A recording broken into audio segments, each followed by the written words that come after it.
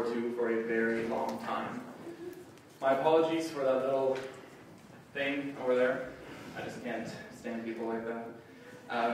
My name is Adrian. I'll be your MC for the night. I'm a founding partner at Jackal Events and a veteran member of the UBC Free Speech Club. These are the two organizations that have made tonight possible. Tonight, we hope to further our ideals of non-partisanship and the commitment to an open dialogue on the subject of postmodernism, as over the course of the last few years, its relevance has become rather significant in public discourse. I was going to open the show with a little anecdote about how this night came to be, but the story itself isn't what's important. What's important is the message, and it's this. This night couldn't have been made possible without the dedication and perseverance of a team working towards a goal. Our human ability to create, to make, and to challenge is what drives us. And one of the main reasons why I got involved in the Free Speech Club to begin with is because I couldn't stand to see those taken away. Now, I believe in this notion because our speaker today understands the importance of drive, understands the importance of perseverance, and I'm very happy that through months of effort and planning, we were able to make this night possible. Dr. Hicks is a Canadian-born philosopher, a professor at Rockford University in Illinois, holds a PhD in philosophy, and is the author of numerous works that range from Nietzschean philosophy to business ethics. He comes here today all the way from Illinois to speak on postmodern theory. Without further ado, may I present to you the author of the work that you all have, A Modern Man in a Postmodern World, Dr. Stephen Hicks.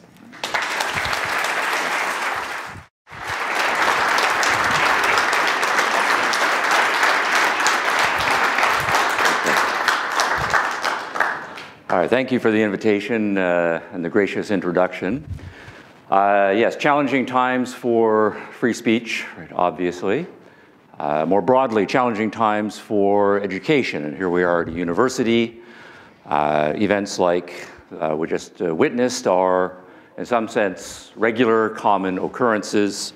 For a generation, one-sided reading lists, right, and attempts by intellectuals and professors to take entire traditions of understanding and not have them be taught.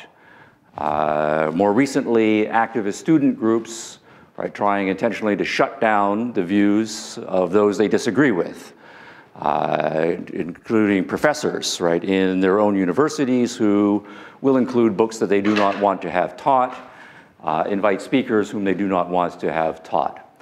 Now, of course, traditionally, conservative professors have been the first ones to be targeted, right, in this way in conservative traditions.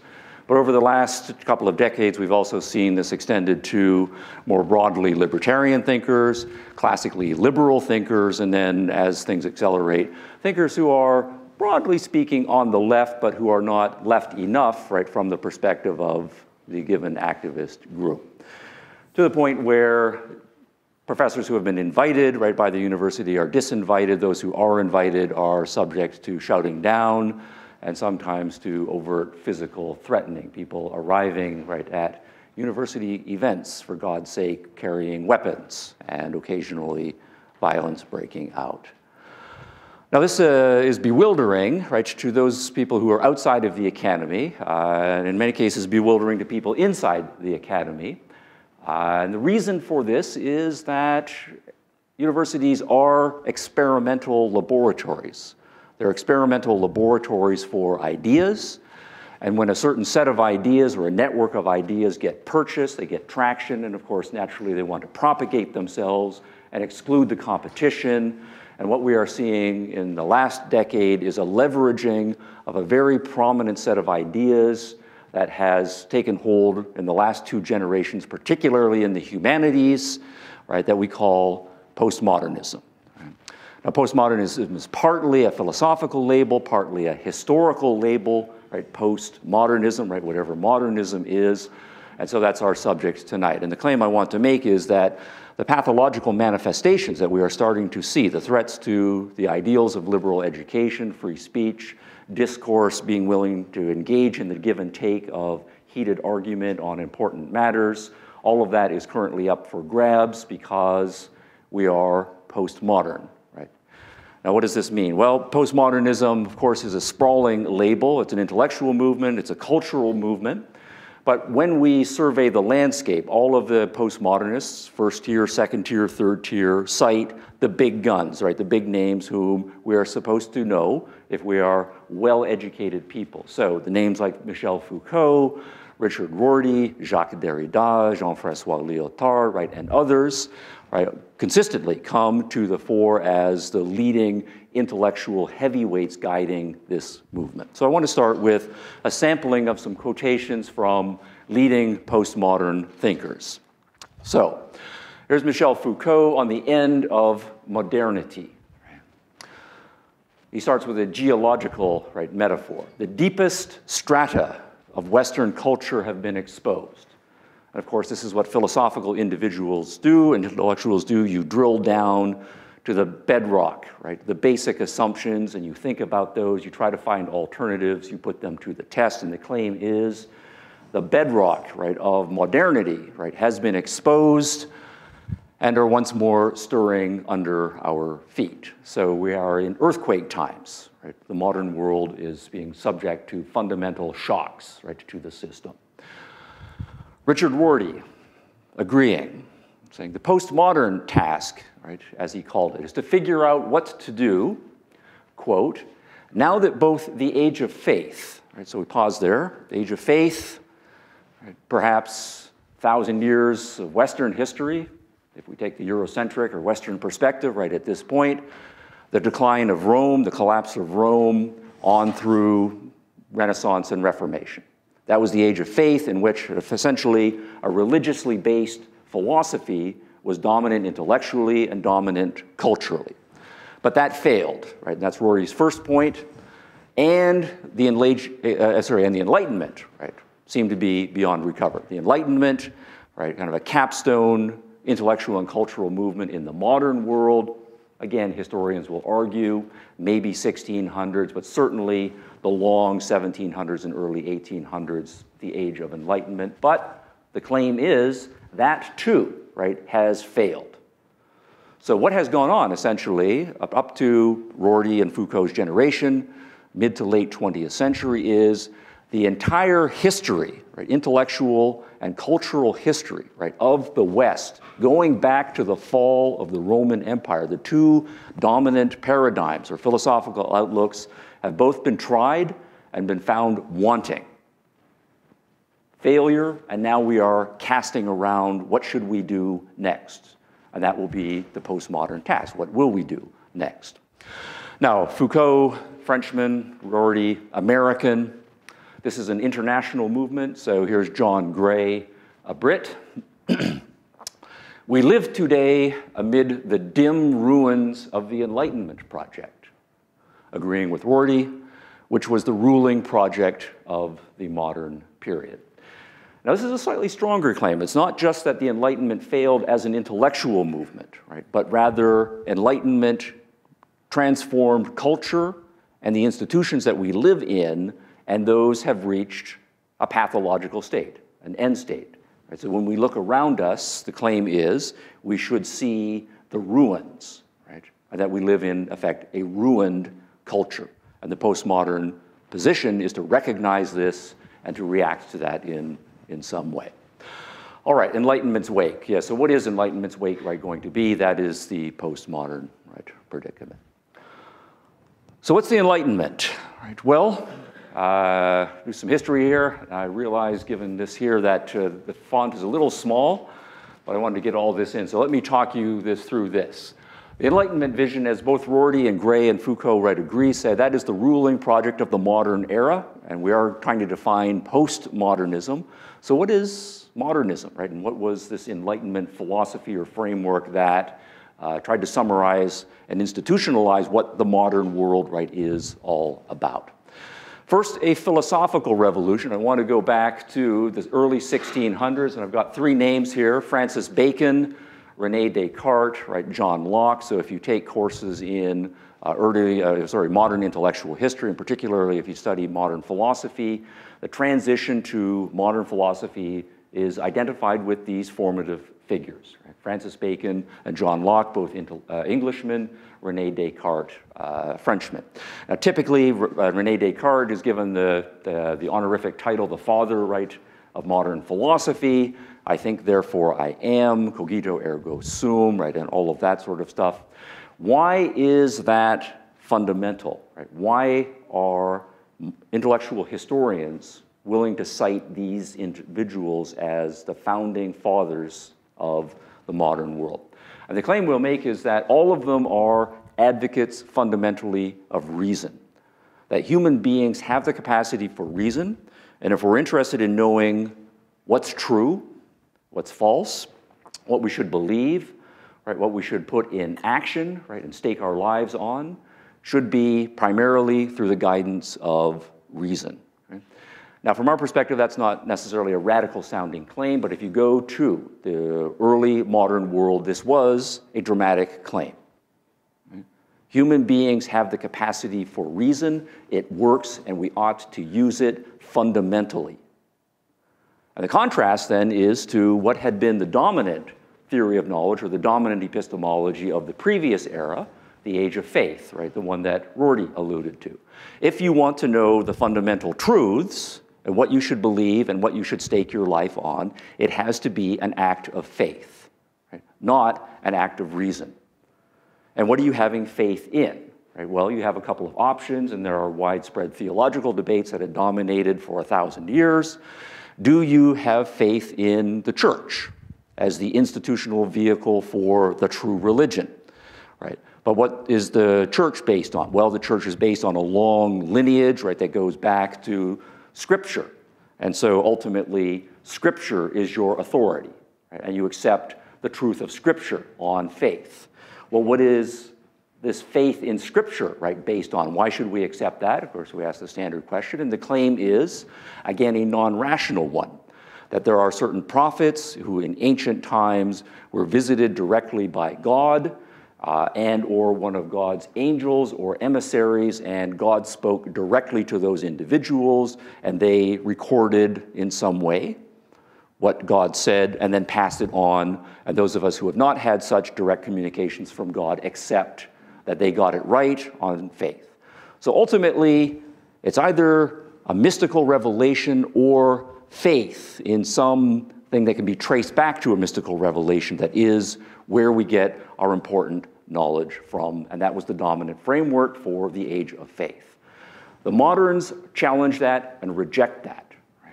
We do not believe in mystical revelations. We do not believe on the basis of faith. There might be a place for these things, but they are going to be secondary, tertiary, and we are going to bracket them as much as possible and rely on our own capacity for reason for really figuring out what is true. So this is a bit of a mischaracterization of Descartes, but the rhetoric is perfect here, right? I think, right? Therefore I am, right? Those resounding words, right? Well, that, if you take that as axiomatic, is to say, I think, right? And that is core to my humanity. My capacity for thinking, my very being is wrapped up in my capacity for being able to do this sort of thing. Francis Bacon making similar kinds of arguments about the foundation of reason and working out an early version of scientific method. John Locke, in a more mature fashion later in the century, also an advocate, right, of reasoning. Arguing explicitly that we have to go by our own experience. Other people's experience doesn't do you any good. The fact that something is true and somebody else believes it, it doesn't do you any good, right? You have to figure it out for yourself by the exercise of reason, and it is a human birthright that we all have the capacity for this, and this is what has to be trained and exercised. This has, of course, huge implications for education, right? If we think that human beings, all of them, have the capacity for reason, then education is not a matter of here are the truths that you accept on faith, go out and live them after having learned them. Rather, we're training people to think and to utilize their own experience and to become, so to speak, scientists in their own lives. That was hotly contested, right, for a century. Now, a century is not a very long time in human historical time, it's particularly for philosophical debates, but the early moderns won the debate. Right? And the advocates of faith, the advocates of mysticism, the advocates of reliance upon traditional institutions were on the defensive, intellectually speaking. Now, this is important, and I want to put the dates to here. This is Francis Bacon. I've put 1620 here because that is the date of his first significant publications, or one of his significant. Descartes publishing in the 1640s, Locke publishing in the 1690s, but actually doing his writing in the decade before when he was in exile in Holland, because he was on the wrong side of various political conspiracies and fences for a little while. But notice the dates here are 1600s. That's important. Okay? Now, what happens as a consequence if you think fundamentally that the human rational capacity is most foundational and that that needs to be exercised? Well, that has huge implications. If you then take the rational capacity or capacity for reason and turn it to understanding the world, right? You don't have a magical, understanding of the world, right? Or you don't necessarily interpret everything that goes on in the world in terms of omens and signals, right, from God. You try to understand it on its own rational terms. Well, you start to see the beginnings of science. And it is then not an accident, right, historically, that it's in the mid-1600s that we start to see the first kind of recognizably modern scientific fields coming into existence. Astronomy and physics are the first major battlegrounds, but astronomy and physics, right, in modern terms, require an epistemology of reason. Right? And so physics becomes institutionalized starting in the 1600s. Capstone names, I really should probably have Galileo up here. Galileo also did yeoman work right here a little bit earlier. Didn't work out for Galileo very well because he was silenced, but by the time we get to the second part of the 1600s, we've got Isaac Newton, right, a towering figure, right, with a very mature physics, right, in place.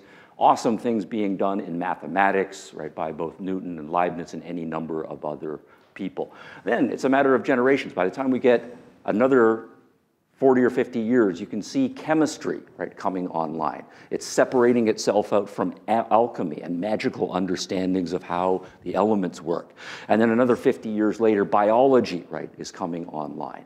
And so by the time we get into the 1700s, we have recognizably the sciences of physics, cosmology, chemistry, biology. All of it supported by an understanding that reason is fundamental, and we are working out what this means for scientific method. We also then see, and when we get into the 1700s, right, these start to be applied to more systematic areas. If you take science, physics, chemistry, and you apply it to understanding, right, thermodynamics, right, then you get the Industrial Revolution. The Industrial Revolution was a lot of inventors, of course, working in their garages, right, in workshops, but a lot of it was very theoretical science. Right, that was discovered, and people were looking for ways to apply this. And it's not an accident then that the Industrial Revolution is first happening in England, because England was the first nation of the Enlightenment. Right? Newton, Bacon, Locke, right, are all, right, Englishmen. So if you apply reason to the manufacture of goods, right, and the making, right, of machines, well, then engineering, right, as a discipline, and all of the various kinds of engineering disciplines start to professionalize themselves. And our big capstone label for that is the Industrial Revolution. James Watt, 1769, with the first, right, commercially feasible, right, steam engine, right, the one that actually had more energy output than energy, right, as input. But a century of amazing cleverness with respect to industrial gadgets, and as a result of that, the number of material goods that are produced for people just starts to skyrocket. So from philosophers arguing about epistemology, to scientists working out the physics and chemistry, to engineers, right, putting these things into practice and making machines that can produce awesome amounts of good. We see that trend line in place, and the data are very good that by the time the 1700s comes up, stuff is being produced on a historically unprecedented scale. Right? Cotton, right, for all human beings to wear, dinner plates, the fact that you can put glass, right, in your window, right? All of the things that we start to take for granted, right, in the modern world were first mass-produced in England, and then places that were influenced by that by the 1700s. Now, if you do the same thing, you take science and you start to apply it to human beings are more complicated than machines, but you get away from, again, magical and witchcraft as types of understandings of why people get sick, All right? We're not getting sick because God is punishing us, right, for various things, or we're not healthy because God has favored us, right? We are looking for naturalistic, rational, scientific understandings, right, for various things, and you start to see in the late 1600s and all through the 1700s a transformation of the medical profession, and putting increasingly on scientific footing. Medical chemistry with Lavoisier, Edward Jenner, and the smallpox vaccination, a huge, right, lifesaver. I don't know if you can imagine, right, being the first person to inject yourself, right, with something that you know, right, came from a sick person who died of a particular disease, because you've got the confidence, right, the rational confidence, right, you've done the numbers, you've done the experiments that it's going to work. So he is a great hero, right, of vaccination science, but these are two guys, right, I'm singling out here. And then again, the empirical data is very good, right, human life expectancy for most of human history, right, was in the 20s, right?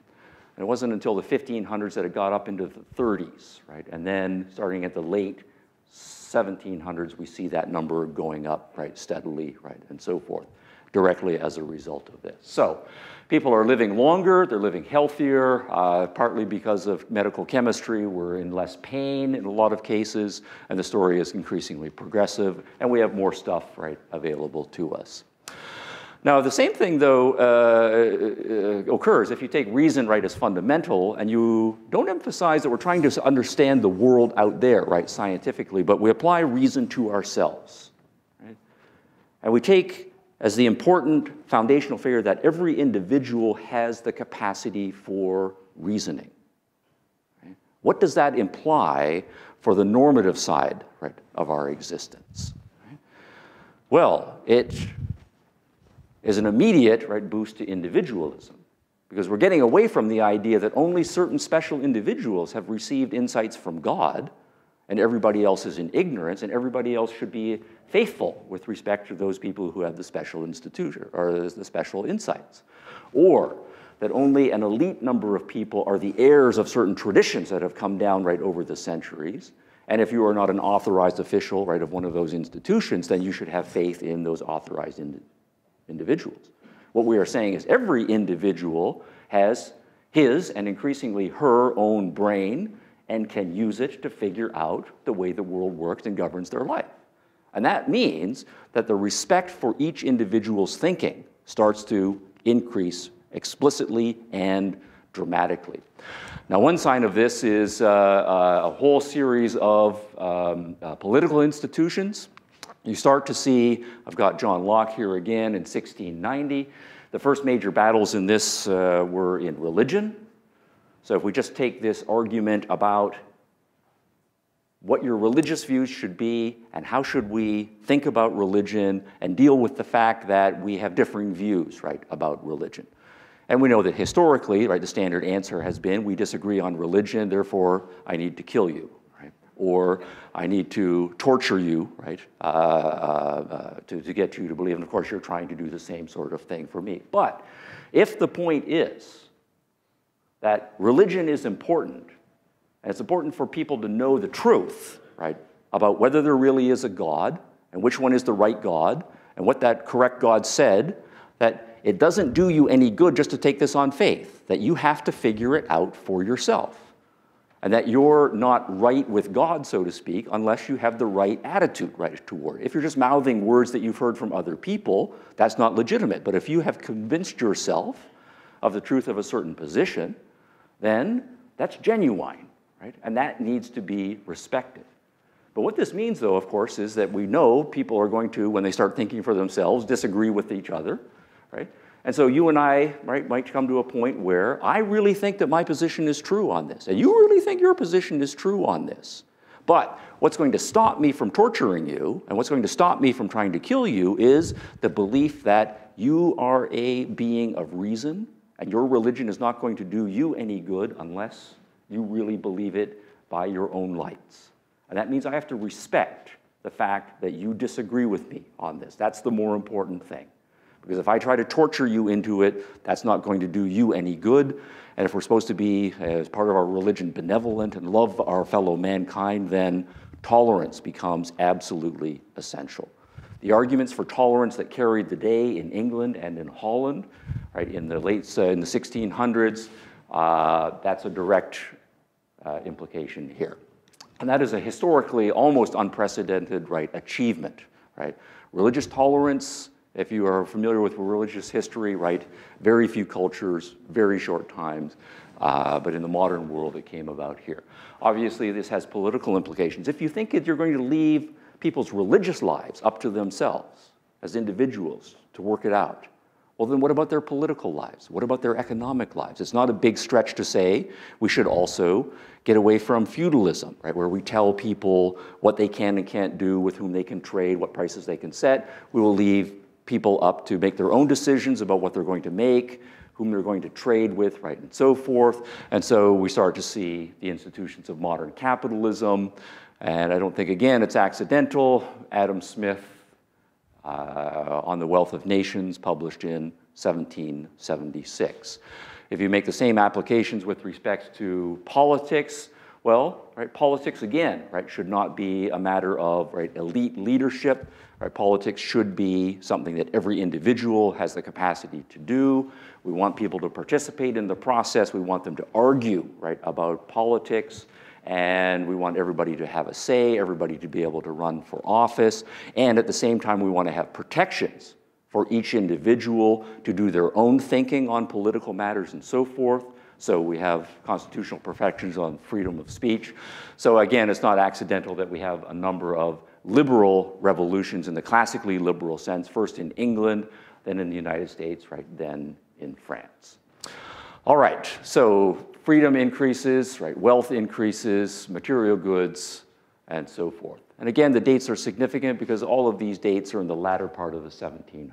A century and a half transition, that's the Enlightenment. I have an asterisk up here. You'll find this in the book. I don't know if you know when the last witch, this is just a fun little fact here, the last witch, right, was burned to death, right, in England, right? It was in the 1760s, right? And actually her last name was a witch and her daughter, who was also apparently a witch, and their last name was Hicks. Right? Okay, so I don't know if there's any family connection, right, but that stands out in some people's minds, right, as significant. But the point is, we stopped doing that anymore, right? We stopped torturing people, right, over, right, religious differences. We take democracy seriously. We take republicanism seriously, right? We take all of these institutions seriously, right? Liberalism in some form, markets, right, engineering, medicine, because we believe in the fruits. And the Enlightenment was the first era, right, in human history that put together this whole package, right? And obviously there are hundreds, right, if not thousands, of very important intellectuals, right, making all kinds of arguments and prevailing, right, in the arguments until you have significant movements, but they do become cultural movements. And then they start to be institutionalized and they become sort of the working machinery, right, or the working cultural fabric, right, of the societies that start to think this way. First England, some extent a little bit later in Scotland, spreading across the Channel to France and many of the Western European states, petering out the further east it goes, right, in Europe, but certainly then transplanted across the ocean to the United States, and then everywhere that the British Empire went, right, the Enlightenment became an intellectual and cultural phenomenon, right, of this era. Now, also a striking thing, we have the language here, right? So we have Jefferson's language, the pursuit of happiness, right? But think about how, again, if you know something about the history here, how rare it has been, the idea that life should be about happiness, right? And that this should be a fundamental birthright. Did not join the French Communist Party, almost, right? But he did hang around in those circles, publish in those journals, and as we saw in the quotation earlier, said his entire agenda was in a certain spirit of Marxism. Richard Rorty is an American. These three are French. Right? Communist Party, never that strong, right, in the United States, right, for various reasons. But on the American political landscape, Rorty is a strong social democrat and about as far left as you can go on the American political landscape. And the same thing holds for Stanley Fish and the others as you go through the list, all in the very far left part of the spectrum. So what we then have is a number of individuals, very smart, committed to far left politics, but in the 1950s in a very skeptical philosophical world. Now the politics matters in another way because, all right, here's Uncle Carl. I swear to you this, my introductory microeconomics professor looked exactly like that guy. And it was really disconcerting because I was reading a lot of Marx right at the time. This guy was actually kind of conservative, right? And so it was a little cognitive dissonance here. So what does far left, especially Marxist philosophy, mean? Of course, lots of things that we said, so I'm just going to give you a thumbnail thing here, but here's a few things. 4 claims of classical socialism, Marxist version. Right? 2 of them are going to be moral claims. If you compare capitalism to socialism, which one is morally superior and which one is morally inferior? Right, so there's the moral agenda. And Marx, as we know, right, thought economics was the mother science, the foundation, right, of everything that is built upon it. Foundational economic claims about the economic productivity of capitalism compared to socialism. And this is worked out by Marx and his colleague Engels primarily and others in the middle part of the 1800s. Right? Communist Manifesto is published in 1848. Right? So hold that date in your mind. So first, the moral claims. Capitalism is exploitative. You have rich people, you have poor people. The rich people have the power. They use their power to keep the poor people down and to extract, right, wealth from them. It's competitive, it's imperialistic, and so the capitalist profit motive brings out the worst in people, and it's a dog-eat-dog struggle, right, and so forth. Socialism then is moral because it rejects the impetus of capitalism, the competition, the class society basis. Instead, it's committed to humanity, it's committed to peace, everybody is going to share, and we're going to try to keep people equal. All right, so, moral claim. Capitalism seems to be doing all right and is more productive than feudalism was, right? But ultimately, it's going to be less productive than socialism, the Marxists, right, are claiming. Right, because it's got these internal contradictions that are going to work their way out, and as a result of that, it's not going to be able to keep its act together. The poor get poorer, the rich get richer. This causes internal conflict right within the advanced capitalist societies, and the whole thing then will collapse in revolution. Socialist economies, by contrast, they will be more prosperous because people are going to be working with each other instead of against each other. And at least in the early stages, we're going to have a dictatorship of the proletariat, but the dictatorship will be wise, benevolent leaders who are able to assess the economy as a whole and make proper allocations of resources and distribute things right appropriately. And so we will be much more right productive. So a pair of moral claims and a pair of economic claims. Classical Marxist socialism. Now, the other thing I want to add to this is that Marxism labels itself as scientific socialism. Right? So it's socialism, but we're not just abstract dreamers. We are socialists who think.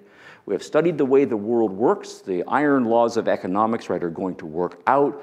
Human nature, we have the right theory of it. This theory yields definite predictions about the way the world is going to go, and we are going to stand on those predictions. We are scientific about this.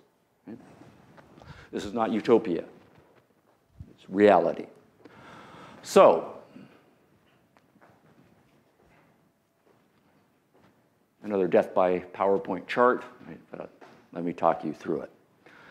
Marxism is a class analysis, right? So let's take this slogan, the rich get richer and the poor get poorer. We all know that one, but we'll tease it out. What does that mean when we actually apply it to a social scientific understanding of the way capitalist society works? Well, we say we have 3 classes. We have the working class, the proletariat, we have a middle class, because there had been a rising middle class, and we have the upper class. The working class, they're weak, they're poor, right? They don't have much status. The middle class, they're comfortable, but they're unstable. And the upper class are the powerful and the rich people. Okay, so that's where they are initially. Initially, what's going on then in capitalist societies is, of course, the poor are being exploited. Right? The wealth is being extracted from them. There's so many of them, wages are pushed down. Capitalists get to make all of the rules. They control the government so they can extract as much wealth as they want. And so these guys are exploited, and it's very hard for them to get out of their condition, if not, right, impossible. And so they're basically going to, as Marxism predicts, become more and more people in the population. Right? So the prediction then is going to be, as capitalism advances, more and more people will be forced into poverty, right, as a result of the capitalist dynamic. The middle class, right, they're unstable because the logical capitalist competition, right, says there's winners and there's losers, and we're all competing with each other. Some people in the middle class will succeed in clawing their way up to the rich class, but the most of them are going to at some point make a mistake, right, or they're going to be outcompeted and they'll be forced down into the proletariat. So the claim of classical Marxism is that the middle class really has no future. It's going to be squeezed out, right? And that then predicts population should asymptotically approach zero, right, for the future. And the rich, right, start off, they're exploiting and ruthless, they've got all the power, but of course, they're all competing with each other, right? Because if you're a millionaire, you want to be 100 millionaire, then you want to be a billionaire. And if you're a Marxist, you believe that's zero-sum competition. And so the logic then is to say fewer and fewer rich people will succeed at this ruthless competition, and they will slowly amass all of the wealth in their own hands, and then all of the other former semi-rich people will be forced down, right, the chain of command. So we have then three social science predictions that we make, right? Population of the people in poverty will go up dramatically under capitalism. The middle class will shrink to nothingness, and the rich class, the bourgeoisie, will also shrink, although to a very small number. Now, the problem then is going to be, and I'm going to say this is a problem, that even in Marx's lifetime, and certainly in the succeeding generations, right, of Marxists, by the time we get to 1900, right, 1920, right, and so forth, and we march our way through, is that all three of those predictions failed. And it's not just that they failed by a little bit, right, or that the data was mixed, but that all of the data is showing that the exact opposite, right, is coming to pass. If you look at poverty rates under the more capitalistic nations, rather than more people living in poverty, poverty rates are going down. They're going down significantly. That's an opposite. The middle class is supposed to be becoming smaller and smaller. Instead, what is happening is it's getting bigger and significantly bigger. The number of people who are rich is supposed to be getting smaller and smaller, but the problem is the number of rich people is getting more and more. Right? Damn it, there's just more and more millionaires, right? And then billionaires, right, and so forth. Now, this is a problem because if you think of Marxism as social science stands on its predictions as measured against the data. And by every measure, right, Marxist social science failed to fit the data. In fact, the data was the exact opposite. And this caused a crisis, not only by people who are not sympathetic to Marxism say, ha, ha, ha, you Marxists got it all wrong, but a crisis within Marxism. And what you find when you read the Marxists of each succeeding generation is they are aware of the data. We predicted this, but now the data says that. What do we do? And of course, we need to start tweaking the theory, right, in various ways, but this is a problem. And as the generations go on and the predictions get worse and worse, right, the problem gets more and more. Now, I want to say that the crisis reached a head again by the time we get to the 1950s. And the reason for that is important, partly because if you look at the first half of the 20th century, right, the Marxists had said World War I. Right, the Marxist theory of World War I is it's all the capitalist countries getting together and going to war over resources. And what's going to happen is the capitalist countries will basically kill each other off or weaken each other, and that will provide a space for the communist revolution of some sort, right, to fill the vacuum. That didn't happen. But good news, depression, right? The Great Depression happened. Marxist theory says, right, this is the final death throes of capitalism, stock market excesses, capitalists getting greedy, et cetera, et cetera. Capitalism is over, and out of the economic collapse, right, the proletariat will get their act together and we will have revolution. That didn't happen. World War II, well, this is one that's a little bit more complicated because we've got the communist nations fighting the fascist nations, fighting the liberal democratic nations. But the theory was going to be that the fascists and the liberal capitalists would weaken each other, and then communists, if they bided their time and thought strategically, by the time, right, one killed the other, the remaining one would be weakened and we would be able to kill them, and then communist revolution of some sort, right, once again. By the time you get to the 1950s, though, it's clear that's not going to happen. Because what's happening in the 1950s? Well, fascism is gone. But it's probably coming back, unfortunately, right? But it's gone, right? And we do then have the familiar Cold War contours, right, of the Soviet Union versus the left or the liberal democratic nations, right, in the West. But the liberal capitalist nations have recovered from World War I, from the Depression, from World War II, and things are pretty good, right, if you start looking at what's going on. The poor in the 1950s in the capitalist countries, right, they're all buying cars and television sets, right, and the interstate has been built, so they're taking all these trips, right, and international flight is increasingly available to everyone. Everybody's enjoying all of these movies, right, and eating better, and people are getting taller, et cetera, et cetera. So by the time we get to the 1950s, if you are on the very far left and sympathetic to Marxism, it's not looking good, right, in terms of the data.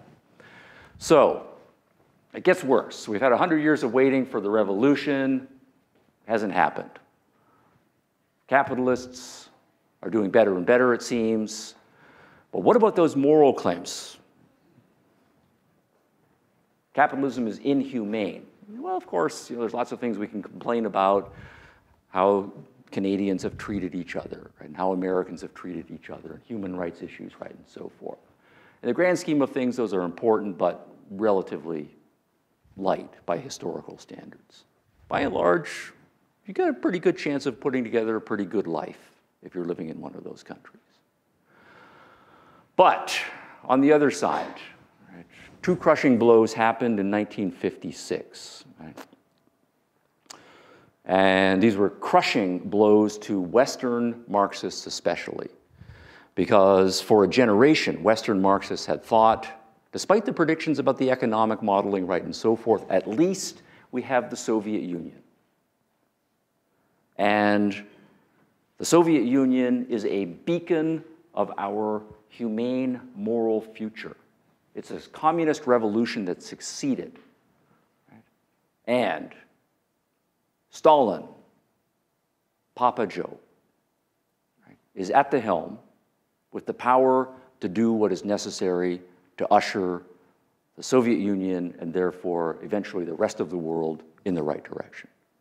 An almost messianic, right, fervor about what was going on in the Soviet Union.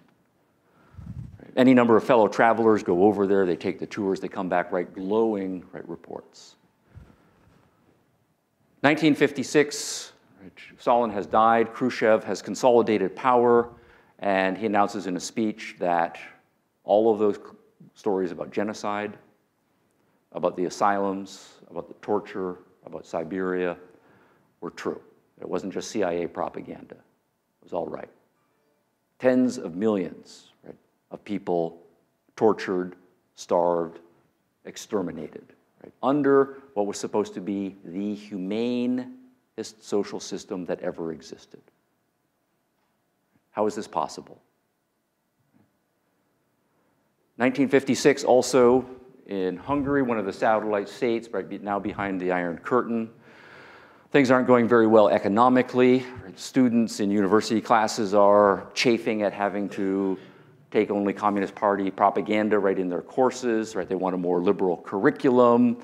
They want to have jobs when they get out. Workers are hungry. Right? And so there are protests that are starting, peaceful protests.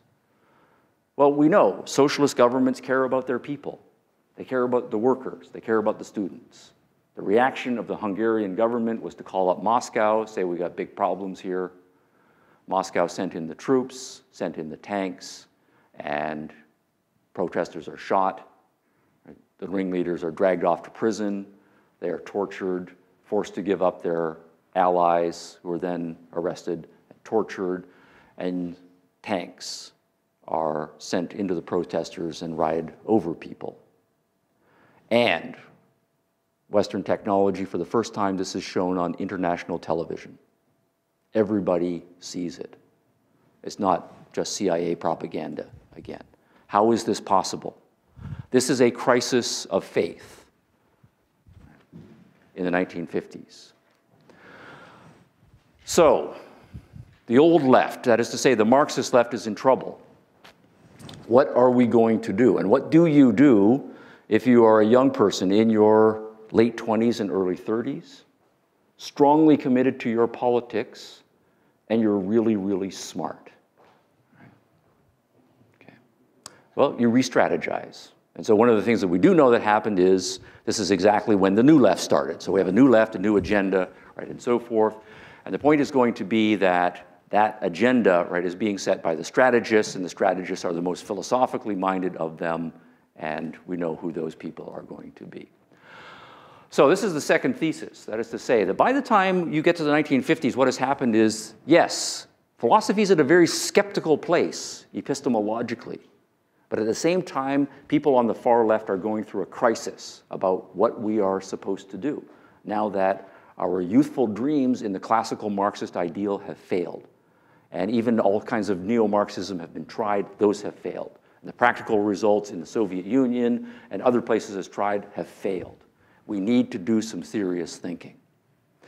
Now, I've used the word faith. And I want to say that there is exactly a parallel here. Because if we think about the kinds of uses of faith that we're more familiar with, what happens if you're an intelligent young person and you believe a certain religious worldview? Right?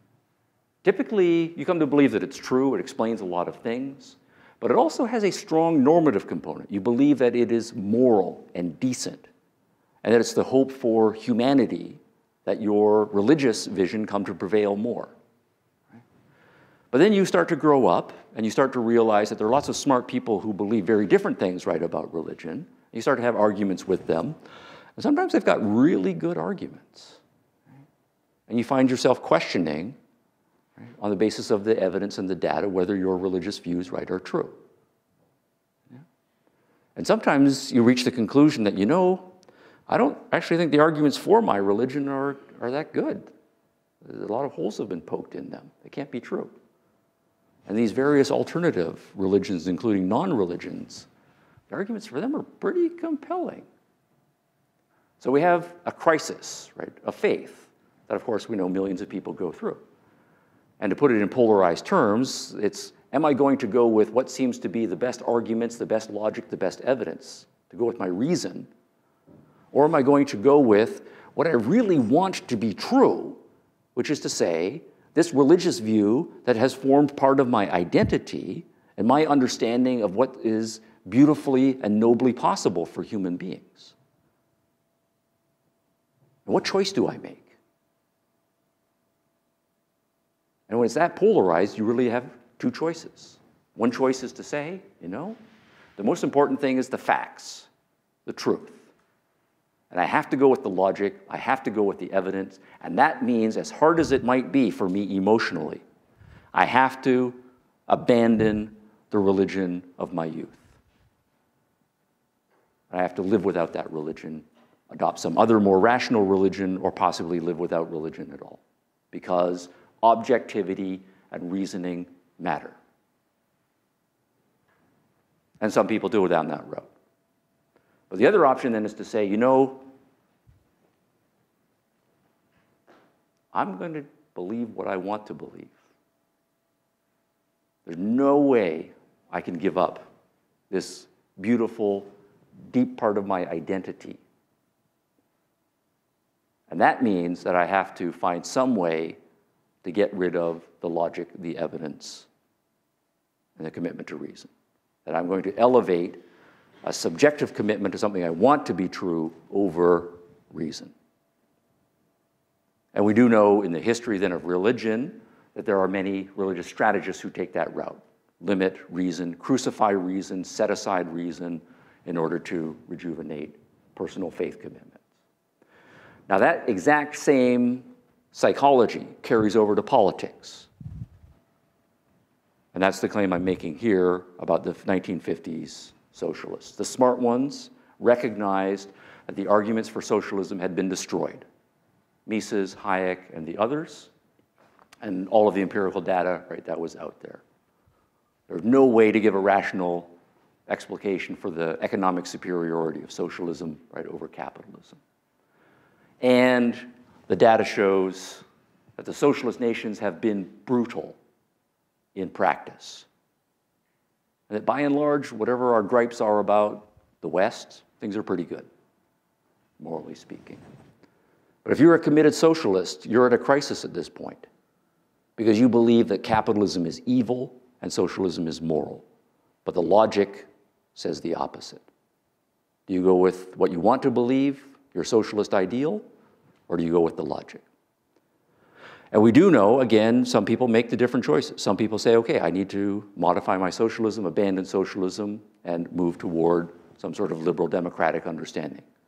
But a lot of people double down and say, I am going to find a more sophisticated way to bracket reason, bracket the evidence, bracket the idea that on politics, reason, evidence, and logic is fundamental. And that's the postmodern move right there. Another colleague at Duke University, Frederick Jamerson, right, Marxist theorist, right, at exactly this juncture says, yes, we are aware of Marxism's and neo-Marxism history. We are aware of how things have gone right in the West. And we do know it is evidence versus political commitment. And he's making his point clear. Everything in the last analysis is politics. Your political commitments are fundamental. Everything will be shaped to fit the political commitments. All right. So the Enlightenment, right, versus postmodernism, right? That's the battle we're fighting right now. These guys were young in the 50s, became mature in the 1960s, leading their professions, grand old men in the 70s and 1980s. Trained any number, right, of PhD students who themselves went on to be professors in the humanities, right, in the 90s, early 2000s, in our generation, right, so forth. Extraordinarily successful for the power of their political strategy and their ability to marshal the philosophical and epistemological arguments to support them. Now that's where we are. Right, so the battle is joined. But I want to now turn in my concluding minutes here and be critical, right, of postmodernism. There are literally dozens of important philosophical issues that I'm not going to be able to talk about, obviously. All of them need to be engaged. Right? There are good arguments for skepticism and good against, right? And so all of those issues that have led philosophers down varying paths have to be engaged. So I don't want to undermine the importance of any of those. But there are some things that we can say about the postmodern project, the postmodern claims, and about its assessment of the Enlightenment, especially. So, one thing that we are aware of, right, is this issue that postmodernists are, as a movement, right, not logically consistent. Right? And there's a certain amount of traction and importance to pointing out the logical contradictions, right, that are made in postmodern. So on the one hand, if we say, right, that all truth is relative, right, that is an epistemological claim, right, that comes out of postmodernism. But at the same time, postmodernists will tell you that in some sense, their way of looking at things is the right way of looking at things. Right? That the other narratives need to be set aside, bracketed. Right? So when we start talking about what gets into the curriculum, for example, the standard postmodern claim is not that there are all these other traditions, right, and they're all relative, and therefore they're all equal, and so we should teach them all. The agenda is, no, the postmodern one is the right way, and we're exerting all of our efforts to get rid of all of these other books that do not fit our postmodern canon. That's a contradiction, and it's worth calling them on it.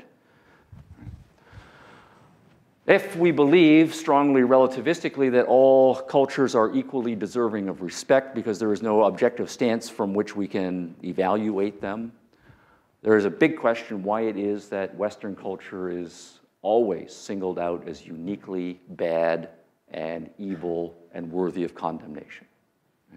That's a contradiction, and it's worth calling out, right, that one. If we believe values are really subjective, then that sits very uneasily, right, with the rhetoric that suggests racism really is evil. And I think that's true, right? But that's a truth claim, right? Sexism really is evil, right? But you can't have it both ways. Technology is really bad and destructive, right? But It's really unfair. Some people have so much technology while others are going without. Okay. We hear both of those, right, on a regular basis. One implication of deep subjectivism and relativism is a kind of tolerance, right? If I don't know the truth and you don't know the truth and all we have is our own subjective narratives, right, and so forth, well, live and let live, you do your thing, we should just be tolerant. Right? Dominance is bad, right? The whole exploitation thing. Rich versus weak, that's just wrong. Men subjugating women, right? Value judgments.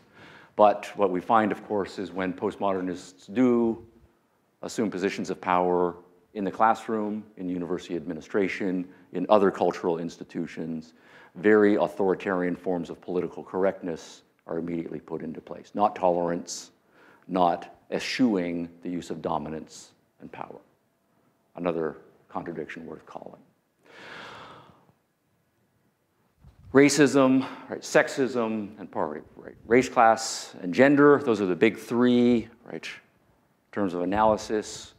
But when we look at the arguments here, the claim, of course, theoretically is that liberal capitalist West is deeply racist, right? But we do know, again, it's a matter of historical record, slavery was first challenged as morally repugnant in Western nations and in nations that adopted the philosophy of the Enlightenment.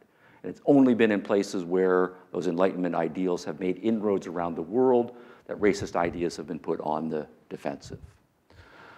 The West is deeply sexist, right? But then if we look at the status of Western women, right, over the course of the last 200 centuries, not that all the problems have been solved here, but it is a very, right, progressive story. Western capitalists are cruel to the poor. Well, I tell you, if you want to be poor, you want to be poor in Canada, right? Yeah, right? Or the United States, right, and so on, right, for various reasons. All right, now those are just pot shots, right, so to speak. Those are argument starters, right? The clever postmodernists, of course, have thought about these things. They will have some responses, but these are useful sallies. But I wanted now do an unpostmodern thing and actually look at some data, right? Data, facts, logical interpretations, mathematics, statistics, right, et cetera, et cetera. If you're an Enlightenment guy, you think those matter, right? And I think we should be using them against the postmoderns. The dim ruins of the Enlightenment, the failure of the Enlightenment project. Well, let's look at some data. Are we interested in poverty? All right, this is a beautiful website. I wish I had this when I was a student, right? But it's a Gapminder. It's a Swedish site. I invite you to go to Gapminder. You can do beautiful things with the data playing around with it. But this is a chart. This is the world in 1812. The numbers superimposed here. What we have on the vertical axis is life expectancy in years. Right? So it starts at 20, 25, 30, right, and it goes on up to 85 for sneaky reasons that we'll reveal in a few seconds here. Along the bottom here, we have income measures. We have both GDP, gross domestic product, and then we also have purchasing power parity and adjustment for inflation, because we want to keep these numbers across both what you earn and what you can buy with what you earn, and we want to compare different nations with each other. Each of these circles is a nation, right, in the world. So there's actually 180-something circles there. They are big circles, big population, small circle, small population, and they're also color-coded for what part of the world you are in. So all of these kind of, I don't know, pumpkin-colored ones, those are European nations. This yellow one here, that's the United States, right, in 1812. That one right there, that's Canada, right, in 1812. The dark blue nations are sub-Saharan African nations. The big blue, rather the light blue, one of them very big, those are the South Asian nations, right, and so forth. Okay, so point then is, I'll give you some numbers here. That's 400, that's 1,000, this is 2,000, 4,000. This is also a logarithmic scale. It's doubling for each, right, unit of territory here as we go along. But what this then is to say is if you go to 1812, right, all of the countries, the country that has the highest life expectancy in the world, it's about 42. And its GDP, about 3,800. That's the richest country in the world in 1812. Guess which one it is? That's England, all right? So this is England, right, about 50 years after the Industrial Revolution had started, right? The first nation of enlightenment, and it's already breaking away, right, from the pack. If you go to 1712, England is right down around here. That's the United States, right? This is France, right? This is Germany, right? And these are Western European nations. And then Canada is lagging a little bit right behind. Okay, jump ahead 100 years. We'll go to 1912. Okay, so we go 1812, 1912. Right? 1 century. All right. That, again, is the United States, but notice how much bigger it has gotten. Right? Population is increasing. Right? Income, right? The United States income was down around here, $2,200 or so. Now it is about $8,000. Right? There's Canada, right? Keeping company. These are all Western European nations. These are 2 East Asian nations that have opened themselves up to trade with the West, right, in the previous generation. A lot of other countries are still sticking around. But notice what we have is most of Europe and North America and 2 East Asian nations have significantly, right, improved. Life expectancy, we're now got some nations in the 50s, right, flirting with 60 right at that point. All right, 1 more 100 years, we'll go to 2012, basically our generation. That's what happened in the last century. Okay. So, United States, right, even bigger. Canada's in there. Japan, right, Singapore, Hong Kong, all of the Western European nations. These are now the Eastern European nations. Right? This is now after the fall of Soviet Union, 1 generation. This is where the log scale becomes important because, you know, if you take these Eastern European nations here, right, that's about $18,000 per person. Standard Western European nations, right, it's in the 30s, so it's more than double. Right? These are the 2 North American nations. These are the Latin American nations, right? I believe this one is Mexico, right? So Mexico is around 15,000, right? Despite proximity to Arizona. If you're in Arizona, right, you're about 50,000. So the border makes a big difference there as well. But look at the sub-Saharan nations, all of them. Right? All of them were down here. I don't know what parts of the world you travel to. I always tell my students to go to Mexico, and often they do for spring break and so forth. They all come back and say, you know, the poverty in Mexico, I just can't believe how awful it was. It was just horrible. Right?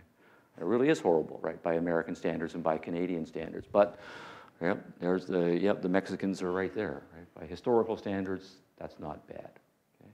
Now, of course, if you're Mexican, right, and you go to some of these sub-Saharan African nations, right, it's pretty grim. But this is the striking point I want us to get to. Right? These are all 3 of the charts here. Every single country in the world, right, 200 years ago was right down there. That is to say, all of the countries in the world were in this lower left quadrant. Right? There's nobody there anymore. Life expectancies have doubled even in the poorest nations of the world. Income has, in some cases, doubled, tripled, quadrupled, right, and so forth, in the space of 200 years.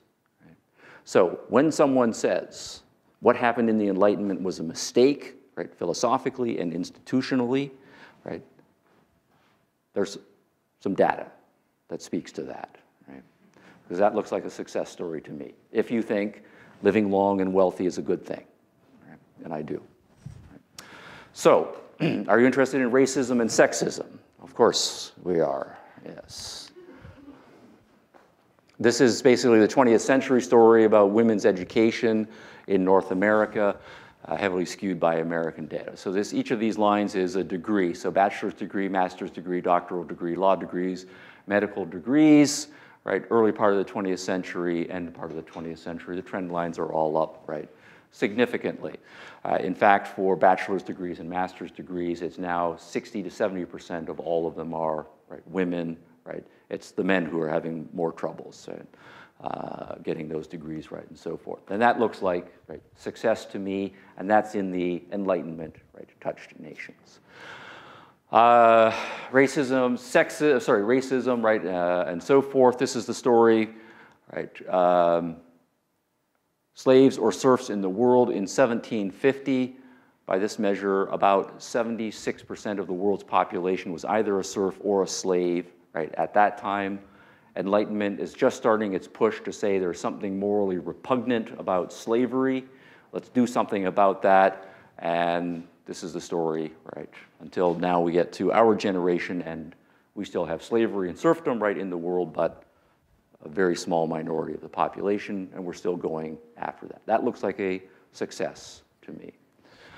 This is a survey published in 2013. You can get this at Washington Post, measuring racial tolerance, right? One of the questions they ask is, how comfortable are you living with someone in your neighborhood who's of a different race, right, or a neighborhood? And so there's dozens of questions that mine that territory.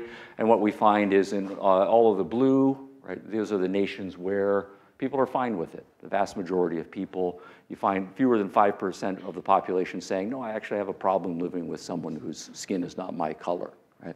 Other parts of the world, right, the data is, of course, much more mixed and much more the other way.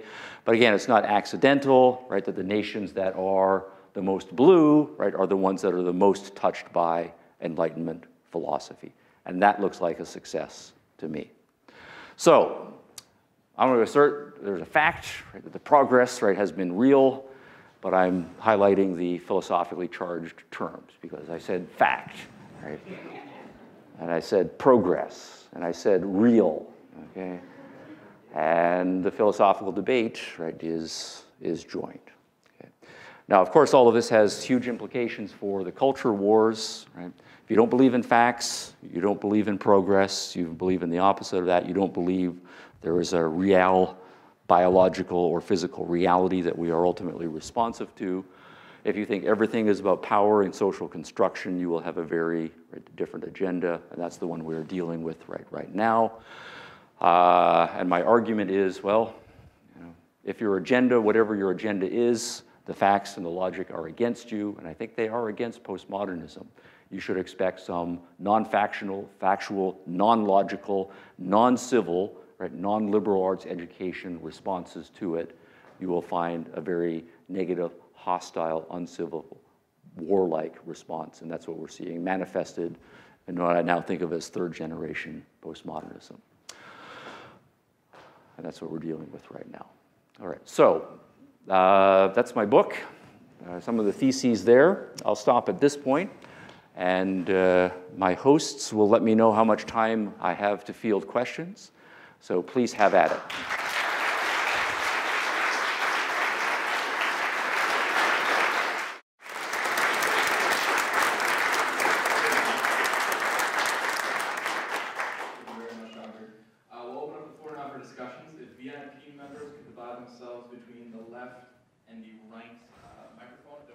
You guys get to go first. Nice, nice. We have about half an hour. If they run out, then we'll ask some other people to come up. They'll ask a question. Yeah, go ahead. You want to ask questions? You got to be left or right. I'll take the microphone. Okay, good.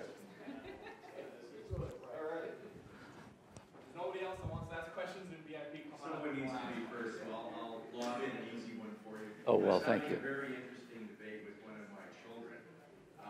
He had a high school project about politics, and there was this concept of left versus right, and where different ideas and parties sit on that. And when you mentioned fascism in your talk, the teacher had fascism at the far right, and socialism and communism at the far left. Yeah.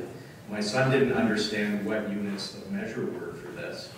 And I was wondering if you could comment on that, because... Yeah. Anyway. Okay, good. So left-right spectrum is garbage.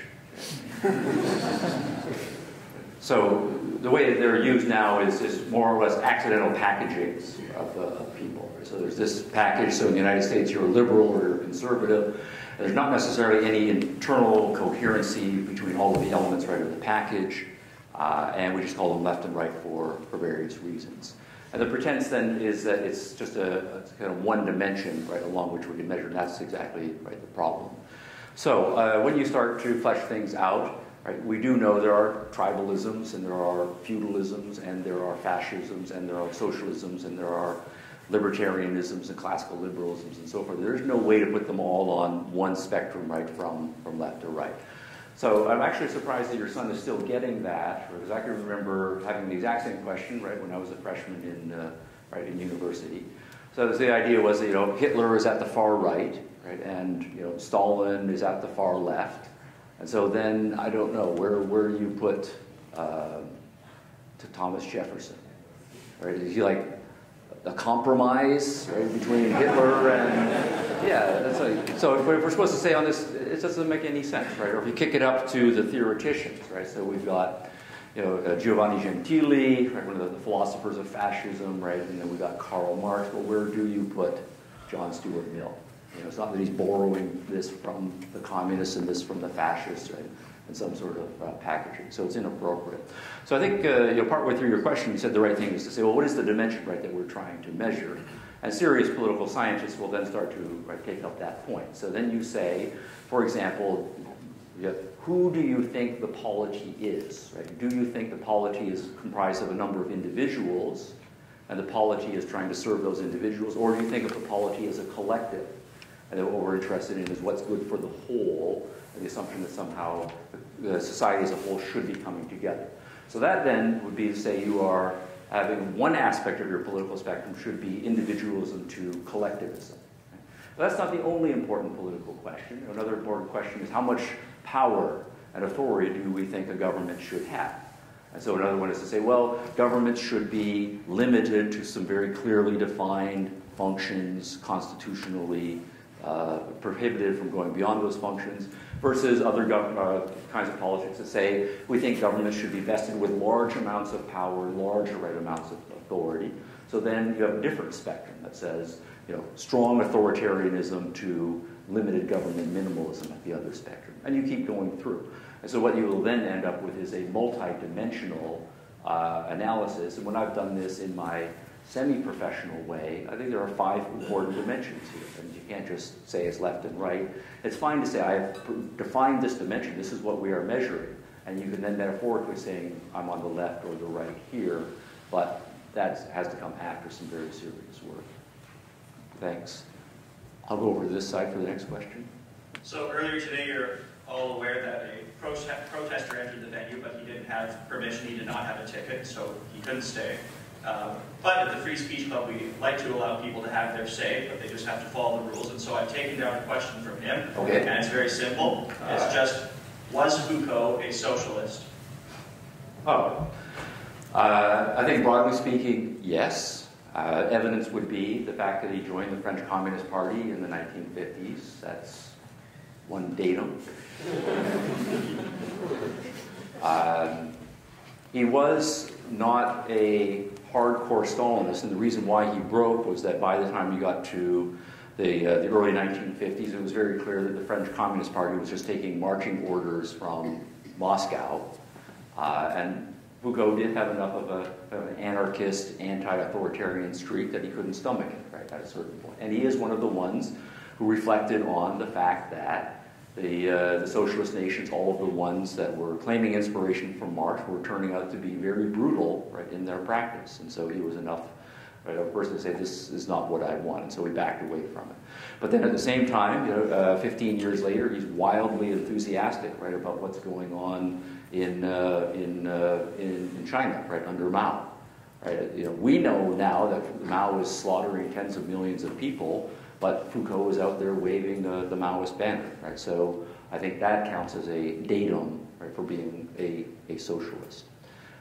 He always described himself as a man of the left, and in French intellectual circles that means, right, a kind of socialist. So I know that there are other elements, right, of Foucault, and he did evolve, right, over time. So I think at points you could say he was less socialist or more socialist, but that's the territory he was working for most of his career. Hey, so I've got a two-parter question. Are two-parters legal? I'll be very, very brief. Okay. So I noticed in some of the common moral positions that you said postmodernists take, it seems like there's a lot of overlap there between those sort of positions and say Nietzschean slave morality. So that's question number one. What do you think about that? And question number two,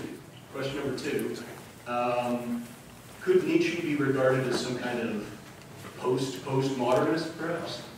Yeah, all right, so the Nietzsche story. Yeah, okay. And I'll get your book on Nietzsche. Okay. Yeah, I wrote a book on Nietzsche and the Nazis because Nietzsche had an influence on an enormous range of people in the 20th century, all over the political map and so on.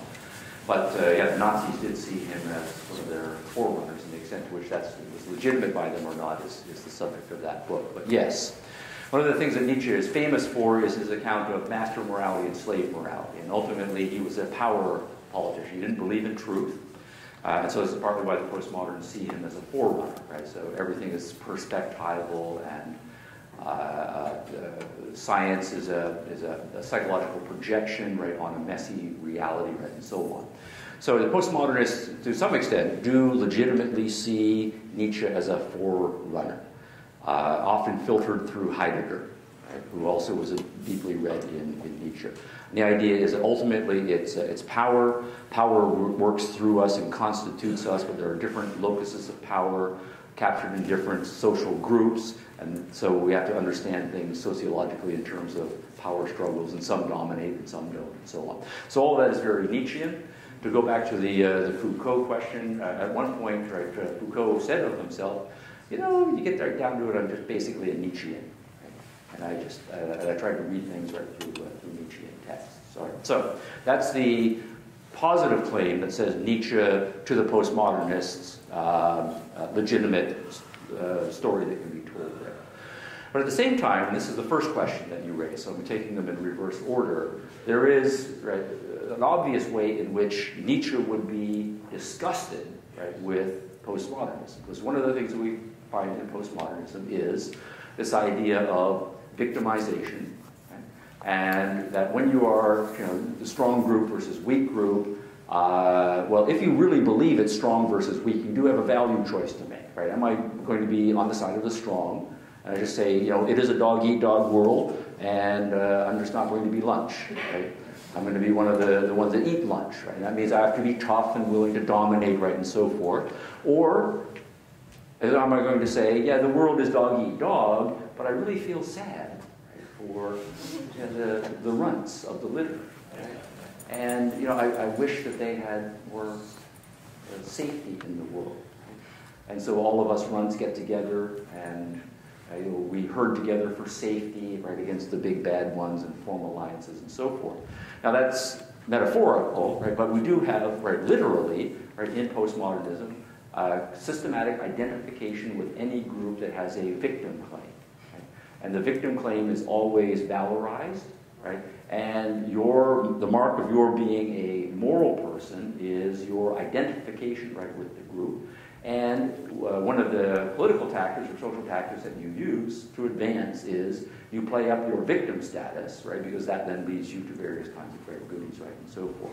So Nietzsche, though, of course, himself is on the other side of that divide. He did say the world is power, strong versus weak, but his view was that if we are going to advance the human species, it's not going to be the weaklings that get us there, right? It is going to be the strong, the powerful, who have an agenda and who are willing to dominate other people, even to the point of slavery, right? He was an advocate of slavery, to make people, right, use their energy and use their power for my own agenda, and then that's going to enable me to do something great. So Nietzsche, I think in his metaphysics and epistemology, right, is very much what the postmoderns are drawing upon. In his value theory and his politics, he is anti-postmodern.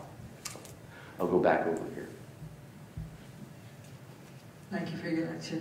It was really interesting.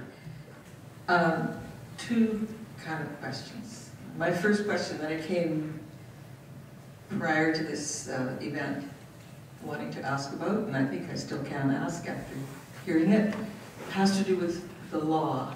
And recently in Canada, there was a decision made where a person was found not guilty of a crime they were accused of. And then I was reading later an analysis done of that, sort of an analysis, from a Marxist piece of writing, where they talked about the person's fear in the situation that they were in as being perceived. And that's why they did the act that they did, which they were accused of being a crime. And so I'm wondering about the language. You talked about linguistics and language. So that's my main question. It has to do with the law. And what's happening with that. Because presumed innocence is what I'm talking about. Ah, okay.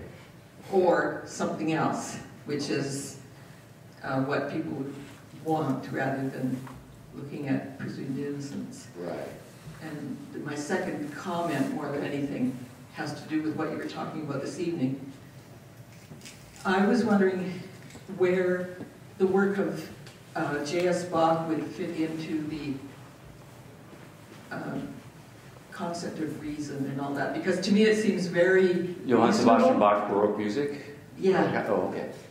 Like I wouldn't be able to do without it if it didn't exist. So, is it something to do with the age of reason, or with reason coming as a concept? Right. Okay. That's a very interesting question, because one of the things that's interesting in the development of music is all the data that shows that having a mathematical mind and able to have large-scale abstract structures and to sustain that over time is essential, right, to the development of great composing.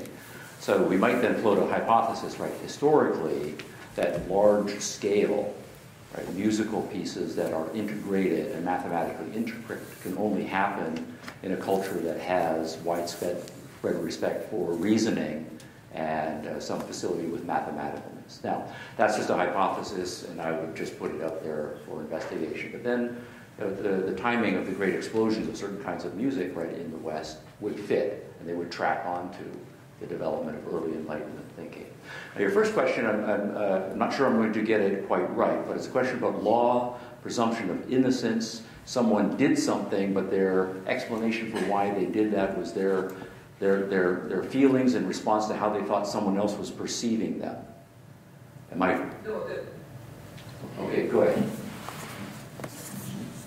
I guess I could probably get the Is the question about presumption of innocence, or is it about the perception? The person in Saskatchewan who was accused of murder of a youth, and then he was found not guilty. And so then afterwards, everyone was objecting to the decision that he was not guilty, and I would only think that they must have thought that he is guilty because they claimed there was no justice.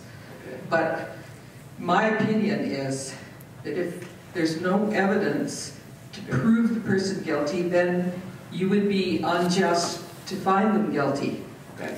And the other thing being the critique that I read of the outcome from these Marxists was that his fear that someone was going to harm him was perceived. Okay. Rather than that he actually was afraid of something that was real, the person was threatening him. All right, yeah, let me tell you, I don't know the particulars of the case in Saskatchewan, so I won't be able to give an answer to that part of it. But one of the things that was part of your question was this question of presumption of innocence. And another part was the question of what do we make of the status of evidence if it is first-person reports of a person's feelings in contrast to evidence that is objectively verifiable by any number of parties. And I would say, yeah, absolutely. If your epistemology crumbles, right, then all of those procedural issues about what counts as legitimate evidence in a court of law are going to change. They're going to crumble, right, and go away. And courtrooms ultimately will then just become subjective battlegrounds, right, in the worst sense. And I think that's all I can say without knowing the particulars of that case. So to have another epistemological question, unfortunately. Or fortunately, yes. So given that I assume others agree that subjectivism and anti-realism is perhaps not the best way forward, what would, in your opinion, be the best way forward for someone who wants to take an objectivist, realist position to answer the admittedly difficult challenge that the postmodernists present, which is choosing your axioms. And how do you choose those, given you have nothing else to go on? Right, okay. Yeah, so good questions about right, where one starts. Here, all I would say is you should take courses right in history of philosophy, and perhaps you're right, you have already done so. And for me, the important issue is going to be at the level of perceptual analysis. Right? Before you get to logic, before you get to concepts, is what is the human consciousness's first point of contact with an external world? Right? The standard realist claim is that we have 5 sensory organs and they put us in direct contact with the world. If you can maintain that claim, then on the basis of that you can go on to build up the more sophisticated cognitive things that we can do. Right? We can form abstractions, we can start taking those abstractions and putting them together into propositions, putting the propositions together into theories, right, and then onwards and upwards into more sophisticated scientific method. But my reading of the history of philosophy is that in the modern world, one of the things that plagued modern epistemology was that it was not able to defend a direct realism in perception. And that it went to a kind of representationalism, and once you have that big gulf between the subject and the object, of what the mind, or so to speak, is aware of as an internal subjective representation, it may or may not accurately correspond to what's out there. You are in a box that you're never going to get out of. So I would recommend 2 books by the people at this point on this issue of perception. And this is not yet going to speak to axioms. I know you asked about axioms, but I think axioms come a little bit later because they are sophisticated conceptual identifications and propositional form. And that comes probably later. So first book I would recommend is by J.J. Gibson. He was a psychologist at Cornell University on the physiology and psychology of perception. I think he is brilliant, both as an experimental psychologist of perception, and also that he gives a very strong direct response to the Kantian movement, right? How Kant understands perception. And of course, Kant is drawing on both the rationalist and the empiricist traditions, which both had their problems. So I would mention J.J. Gibson, very important. The other name I would mention is David Kelly, right, who interestingly was a PhD student of Richard Rorty's, but on the other side of the philosophical map, so just imagine how those conversations went. But another very brilliant man wrote a book in 1986 called The Evidence of the Senses, and in my view it's an underappreciated classic of directness of perception. So I would start there. Hi, Dr. Hicks. Thanks so much for the talk. I really enjoyed how you broke down the timeline of the development of postmodern thought. And I guess my question's particularly about basically the last 100 years of the development of that thought, particularly about existentialism. It seems like existentialism and postmodernism are both kind of like these, they kind of take a lot from Nietzsche and Heidegger's lines of thinking, but they're also kind of almost diametrically opposite. Like existentialists are pretty into creating individual identity, it's very value positing, whereas the biggest criticism for postmodernism is very negating. Existentialism promotes a lot of responsibility, whereas postmodernism puts a lot of blame on the other. Yes. And yeah, I was wondering if you have any thoughts on why that split happened, because I grew up reading a lot of existentialists, and then I started reading the postmodernists. It was like reading like this ugly, deformed cousin version of it. That's a nice way to put it, yeah, that's right, good. I think that's a very perceptive question, right? And I think most of the existentialists are a generation earlier, right? So, according to the biography, so the leading postmodernists are all coming of age in the 50s, right? But Sartre and Camus are coming of age in the decades right earlier to that. So there's a bit of a chronological difference. But in terms of philosophical categorizations, the existentialists are still trying to do some metaphysics, and they're still grappling right with issues of human nature. You know, even though Sartre does say, existence precedes essence, and there is no human nature, and so on, he's not as radical right about that as the later postmoderns right will be. Heidegger, as an existentialist, if you want to include the more German, is still trying to do some metaphysics, right? He's trying to figure out what really is the nature of being with respect to being, capital D being, right, and so forth. So I would see the postmoderns are a more ruthless derivation of the most empty skeptical parts, right, that the existentialists are grappling with. The existentialists are still believing that we can do some metaphysics, that we can find some authenticity, right, that we can find as creators, right, some genuine meaning, right, in our life. And I believe that the postmodernists abandoned that. Right? That's too metaphysical. That's too positive normatively. So, yeah. What was your phrase? A deformed cousin? I don't know. Yeah, it's like the ugly evil. All right, that one should be on the tape. Yeah, we should write that one down. But let me just a little bit back up. Obviously, existentialism has a reputation for being kind of gloomy. Life is absurd. God is dead, and we're alone, and then we die, right, and so on. And all of the existentialists will say, if you were a mature person, you kind of have to go through that phase, because there's some deep truths. But then there is a fork in the road that some existentialists, right, like Camus and Sartre, right, in some moods, and some of the religious existentialists want to say, we can start there, but nonetheless come up with a positive program, right?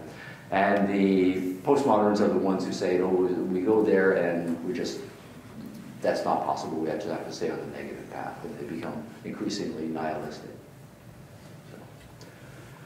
Yes, go ahead. Thank you. So you talked today a little bit about how the postmodernists were sort of came of age in the 1950s, and they were confronted with this reality that some of these communist ideas were not being borne out the way they thought they would, that there were these awful things happening in Soviet Russia and things like that. So I was just wondering, so their tact was to switch what was important, this kind of subjectivity, and now in 2018, I'm fairly confident the American president never read this book or has heard of the postmodernists, but we do see this sort of fake news phenomenon in the United States. So I was wondering if, in your opinion, if like the fake news phenomenon, if it's maybe sort of a type of weaponization of postmodernism, or just your thoughts on the fake news phenomenon in general. Right. So, yeah, my discussion right of postmodernism focuses really on just the first two generations, and then we stop the story. So, I think what you're asking is, well, what about the most recent generation? And that's a perfectly legitimate question. I think the postmodern strategy is general in one sense, in that it can attach to any political program. Right. Anytime you're in an argument, you're losing an argument. Right. And you can say, well, it's just semantics. Right. That gives you some breathing space. And so you play that epistemological card, right, and so forth. Or all facts are just made-up facts anyways, and I can just question your sources and ad infinitum and so forth. And that's a way of not having to engage right with your argument, because I think I'm going to lose right that particular argument. But the point is going to be that any movement that gets itself in trouble will find itself resorting to those kinds of defensive strategies. And the fact that the far left was in deep political trouble in the 1950s and the 1960s, they just got there first. But I think what has been happening is that obviously other parts of the political spectrum are learning that they can adopt those strategies, those tactics as well. So one of the very interesting things is that in the 1990s, this is now one generation after left-wing postmodernism, right, is in place, you start to read in some forms of theology, high Christian theology, that they are importing what we would call postmodern themes, but putting them to service in maintaining a certain kind of Christian, right, religious, right, sentiment. And there, the immediate thing is, well, we're having these battles with these evolutionists, and the evolutionists all have science, facts, logic, right, et cetera, on their side, and we can't fight that battle. Right? So what we need is an epistemology that enables us to undermine the claim that says facts, logic, scientific method matters in the service of a religion. And I think the alt-right now, politically, right, is doing the same sort of thing. And then people from any part of the political spectrum, if your view is to say, truth and justice don't really matter in politics, all that really matters is power. Right? And we know that there are any number of people in any generation who are that way. They will then say, fake news and real news, there is no difference right between those two. Everybody's playing the fake news game, and our job is just to do it better than anybody else. Thanks.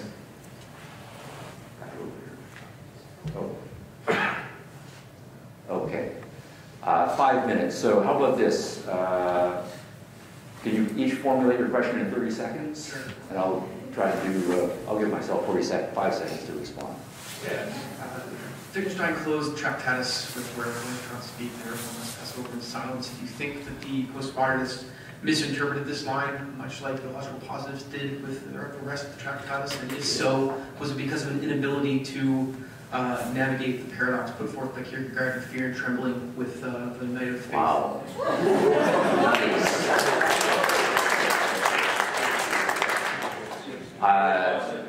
Yes. 30 seconds. Wittgenstein's enigmatic close to the Tractatus, right? Whether he got that right or not. I don't think so, right? Because it's an anti-metaphysical move. Right? So saying there's certain things we can't talk about, so we shouldn't talk about that. Because that's to close off certain branches of subject. And most of the positivists and logical positivists at that point are at least allies to the Wittgensteinian project of saying we can't do metaphysics and we can't do normativity, right? Various things. Rorty, whether he got it right or wrong, like when he cites his big three, he does say Dewey, Wittgenstein, and Heidegger.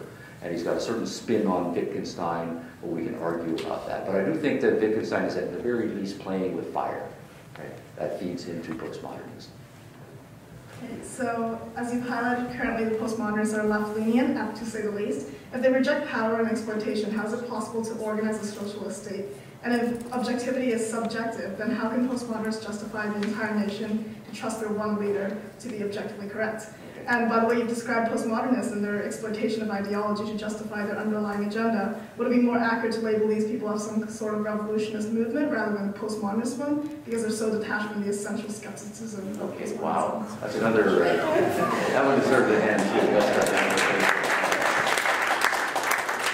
I'm going to take the first part of that question, right, which is saying the postmoderns don't reject power. Right? They reject certain forms of power. Most postmoderns will say that basically the metaphysical stratum of the universe, if we're allowed to talk about that, just is power. And the only thing is which side of the power imbalances you are on, and their allegiances to the historically losing in groups. And they just want to marshal power, anything's fair, on behalf of their groups to which they have allegiance. So it's only power struggle. Yes? I'm just wondering how you escaped becoming a postmodernist yourself at university, and what your major influences were. Oh, yeah. Well, I think I escaped because when I went to university, I wasn't planning to be a philosophy person. I was planning to be an architect and an engineer, because I wanted to build things. So I really just got my undergraduate degree in philosophy for fun, because I wanted to have a whole bunch of books to read and know what I was supposed to read when I was pursuing my architecture and engineering career.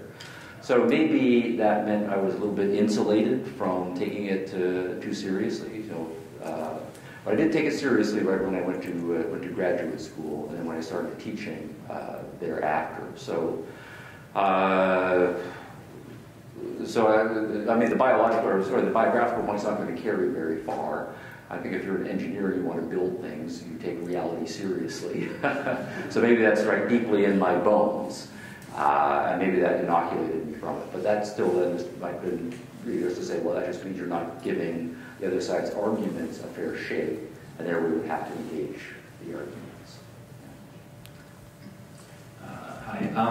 I wanted to know, one of the things you find when you're arguing with postmodernism or postmodernist rhetoric, whether it's like a bona fide fan of Lacan or just somebody engaging a bit of sort of fashionable deconstructivism, is the hypocrisy comes up when they're more than happy to like, oh no, words just, all of this, and we have to keep in mind that language is just made by cisgendered white men to keep their hegemonic control over culture, and then, use definitive words, whenever it's convenient for them. So how can you call that out, knowing that most people in the public sphere, because you're not going to convince that person, you have to convince the people around you, are not going to respond well to you just going, this is postmodernism, look.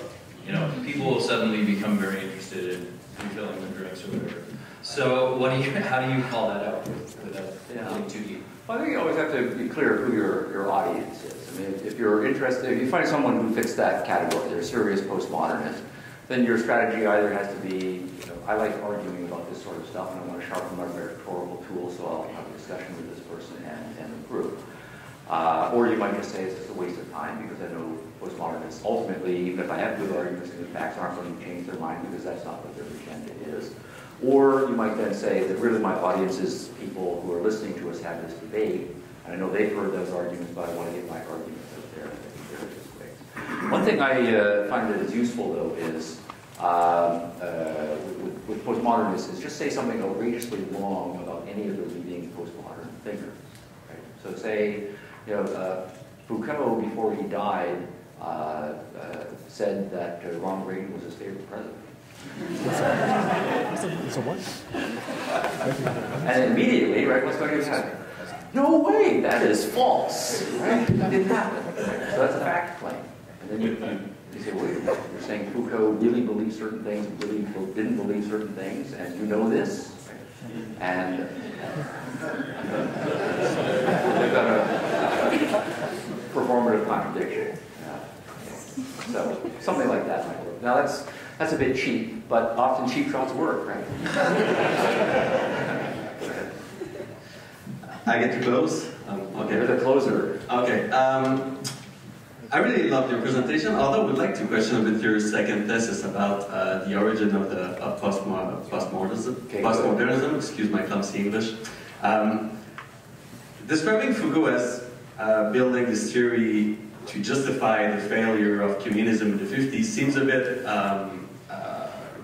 reductive, you know? I think it doesn't cover the broad spectrum of the context of the era, which is the war in Indochina, the end of World War II, Algeria was happening at that time.